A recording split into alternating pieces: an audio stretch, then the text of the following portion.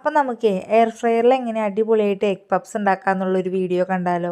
മസാല റെഡിയാക്കാൻ വേണ്ടിയിട്ട് ഒരു പാനിലേക്ക് കുറച്ച് വെളിച്ചെണ്ണ, ജിഞ്ചർ ഗാർലിക് പേസ്റ്റ്, കട്ട് ചെയ്ത് വെച്ച ഓണിയൻ ആഡ് ചെയ്ത് കൊടുക്കാം. ഓണിയൻ വഴണ്ടി കിട്ടാൻ വേണ്ടിയിട്ട് ആവശ്യത്തിന് ഉപ്പ് ചേർത്ത് ബ്രൗൺ കളറായി കഴിയുമ്പോൾ മഞ്ഞൾപ്പൊടിയും, മുളക് പൊടിയും, ഗരം മസാലയും കൂടി ആഡ് ചെയ്ത് കൊടുക്കാം.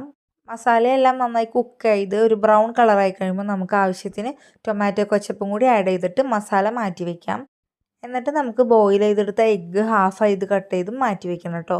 പിന്നെ ഞാനിവിടെ പപ്സ് പേസ്ട്രി ഷീറ്റാണ് യൂസ് ചെയ്യണത്. എനിക്ക് ഒരു ഷീറ്റിൽ നിന്ന് 6 പപ്സ് കിട്ടി കേട്ടോ. അപ്പോൾ ഒരു ടേബിൾ സ്പൂൺ മസാല സ്പ്രെഡ് ചെയ്ത് ഹാഫായി കട്ട് ചെയ്ത് വെച്ച എഗ്ഗും കൂടി വെച്ച് കൊടുക്കാം. എന്നിട്ട് പിന്നെ 4 കോർണറും കൂടി മടക്കിയിട്ട് നമുക്ക് പപ്സിൻ്റെ ആ ഒരു ഷേപ്പിലേക്ക് റെഡിയാക്കി എടുക്കാം. ഇനി എഗ് വാഷ് ചെയ്യാൻ വേണ്ടിയിട്ട് ഒരു എഗ്ഗ് അതിലേക്ക് കുറച്ച് സോൾട്ട് ആഡ് ചെയ്തിട്ട് ബീറ്റ് ചെയ്തിട്ട് നന്നായി ബ്രഷ് ചെയ്ത് കൊടുക്കാം. ഇങ്ങനെ ചെയ്യുമ്പോൾ നമുക്ക് പപ്സിന് നല്ല കളറും നല്ല ക്രിസ്പി ആയിട്ടും കിട്ടും കേട്ടോ. ഇനി പ്രീ ഹീറ്റ് ചെയ്ത എയർ ഫ്രയറിൽ 180 ഡിഗ്രിയിൽ ഒരു 15 മിനിറ്റ്സ് വെച്ച് കഴിഞ്ഞാൽ പപ്സ് റെഡി ആവും കേട്ടോ. ഇത് നമുക്ക് പാനിലോ അവനിലോ ട്രൈ ചെയ്ത് നോക്കാം. എന്തായാലും അടിപൊളിയായിരിക്കും. അപ്പോൾ എല്ലാവരും ഒന്ന് ട്രൈ ചെയ്ത് നോക്കണേ.